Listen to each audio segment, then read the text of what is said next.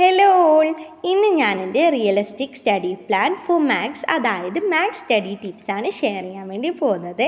അപ്പോൾ സത്യം പറഞ്ഞിട്ടുണ്ടെങ്കിൽ ഏപ്രിൽ ഫുൾ കളിച്ച് നടക്കുകയായിരുന്നു. ഇപ്പോഴാണ് പഠിക്കണം എന്നുള്ളൊരു ബോധം ഉദിച്ചത്. അതായത് മെയ് മാസത്തിലാണ് പഠിക്കണം എന്നുള്ളൊരു ബോധം ഉദിച്ചത്.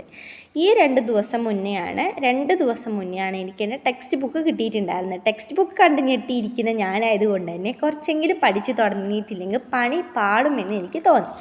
അപ്പം 10th മാത്രമല്ല, എല്ലാ സ്റ്റുഡൻസിനും യൂസ്ഫുൾ ആയിട്ടുള്ള ടിപ്സ് ആൻഡ് ട്രിക്സ് ഞാൻ ഈ ഒരു വീഡിയോയിൽ പറയുന്നുണ്ട്.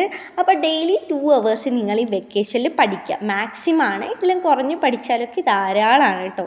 അപ്പോൾ ഡെയിലി 2 hours എങ്കിലും പഠിച്ചിട്ടുണ്ടെങ്കിൽ എന്താ ഒരു ഗുണം എന്ന് വെച്ചിട്ടുണ്ടെങ്കിൽ, ക്ലാസ്സസ് തുടങ്ങിയിട്ടുണ്ടെങ്കിൽ നിങ്ങൾക്ക് ഈ ഒരു 2 hours കൂടെ ജസ്റ്റ് 50 മിനിറ്റ്സോ ഓരോ വീക്കിലായിട്ട് ഇങ്ങനെ കൂട്ടിക്കൂട്ടി പോയിട്ടുണ്ടെങ്കിൽ തന്നെ നല്ലൊരു പഠിത്തത്തിന് വേണ്ടിയുള്ള ഒരു സമയം നമുക്ക് കണ്ടെത്താൻ പറ്റും.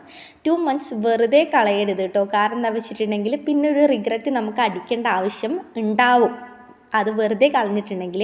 പക്ഷെ കുറച്ച് പഠിച്ചിട്ടുണ്ടെങ്കിൽ നമുക്കൊരു റിഗ്രറ്റ് വേണ്ട. ഒറ്റയടിക്ക് മാത്സ് ഒരിക്കലും പഠിക്കരുത്. 20 minutes പഠിക്കുക, 10 minute ബ്രേക്ക് എടുക്കുക. എപ്പോഴും എഴുതി പഠിക്കുക.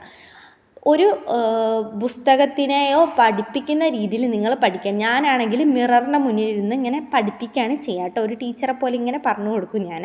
പിന്നെ ബ്രേക്ക് ടൈം എൻജോയ് ചെയ്യാൻ ഒരിക്കലും മറക്കരുത്. മാത്സ് ആകുമ്പോൾ പ്രാക്ടീസാണ് important. Practice makes us perfect എന്നാണല്ലോ. മാത്സിൻ്റെ ഒരു ഘടന കൂടെയാണ് പ്രാക്ടീസ് എത്രത്തോളം ചെയ്യുന്നു അത്രത്തോളം നിങ്ങൾ പ്രാക്ടീസ് ചെയ്ത ഇത് നിങ്ങൾക്ക് കൂടുതൽ ഈസി ആയിട്ടാണ് തോന്നുക. ലാംഗ്വേജസിൻ്റെ കാര്യം പിന്നെ ഞാൻ സൂചിപ്പിക്കുന്നില്ല, അത് നിങ്ങൾക്ക് ജസ്റ്റ് വായിച്ചാൽ തന്നെ മനസ്സിലാവുന്നതേ ഉള്ളൂ. പക്ഷെ മാത്സ് അങ്ങനെയല്ല, നിങ്ങൾ ചെയ്ത് തന്നെ പഠിക്കാം. ചെറിയ സ്റ്റെപ്പ് എടുത്ത് നമുക്ക് വിജയിക്കാം. ഡെയിലി കൺസിസ്റ്റൻസി ആയിരിക്കുക. അതായത് സ്കൂൾ തുറന്നാലും നിങ്ങൾ കുറച്ചൊരു സമയം മാത്സിന് വേണ്ടി കണ്ടെത്തുക. പിന്നെ ക്ലാസ് കേൾക്കുമ്പോൾ ഒരിക്കലും സിനിമ കാണുന്ന പോലെ ഇരുന്ന് കാണരുത്.